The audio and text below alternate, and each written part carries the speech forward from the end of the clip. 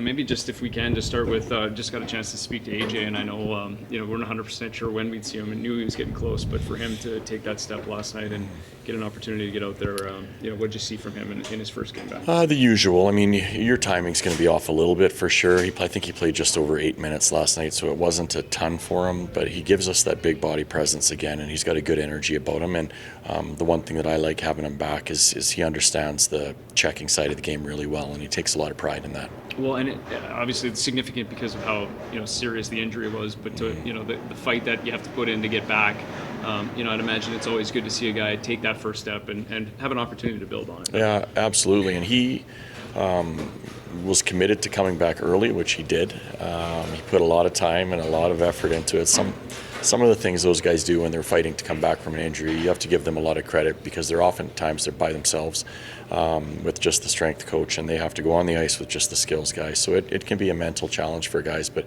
I think he handled himself really well, and he put himself in a position to be ready to play and ahead of schedule, which is great for us. Well, and you mentioned the checking side and just what his game offers, and you think of maybe an opportunity to kind of build some chemistry with Kevin there, and what that line could look like, whoever kind of fits in on the other side of it, but maybe some opportunities to play around with some of those combinations now moving forward. Yeah, and we like the size. I mean, you look at our group up front, that's an area that when you take him out of the lineup, it changes it a lot. So it's nice having that back in. And if you can have a line like we've seen at different stretches of the year where they can play against anybody, it's a huge benefit to us because we don't have to worry about who they're on the ice against or them not getting the job done. So I think having a player like him back and available for us gives us a little bit more solid group of four lines. Is it a tough conversation with Jacob versus his boyhood team? You scratch him, like how do you approach those? It's just another game. I mean, for us, we don't look at that. I mean, it's whoever's playing the best and is going to give us a chance to win is what we want to try to do with our lineup. And what's his template to getting back into the lineup? His asset or his strength is the speed he plays the game with, the pace that he plays with. He needs to use that to his advantage to be first on pucks. And if he's first on pucks, then he can create some space for the people that are on the ice with him. Is it like you said, he's got to play a little more fearless? Like, how does a guy go about doing that? Is it a mindset thing? Like how do you? It's always mindset. I feel like how you prepare yourself and how you approach each game. Like every player has an idea of what makes him a special player, and Jacob knows that as well. So when he comes to the game focused on playing to his identity, he's a real effective player, and that's the type of game we need from him.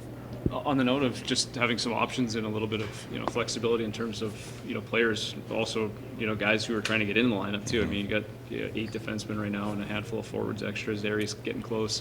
What about just that competitive nature of not only getting into the lineup but maybe trying to move up the lineup or get a few more minutes here and there? It's a fine line. Like it's a real balancing act. When you have too many guys around, then there can be a bit of, well, I might not get in, so people lose a little bit of that energy. But yes, there is competition for those spots for us, and I think that's important.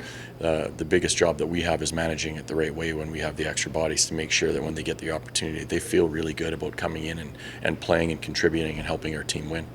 One last one for me, and that's you probably touched on a little bit last night, but just you mentioned about how good the leadership group has been, for so many parts of this season, and then obviously a big moment there after the losing streak and just how it kind of rallied everyone together. But when you see guys like Blake rewarded the other night, and then Michael obviously last night, just how good does that feel as a coaching staff? You see the work kind of gone off the ice and then rewarded on it. Yeah, and it just means to me that they're taking it seriously and taking it to heart, and they're really proud guys, and they want to do the job to the best of their ability. And I think they're seeing that what they're doing is working. I think they're doing a great job of bringing the group together, and they should be proud of the effort they put in.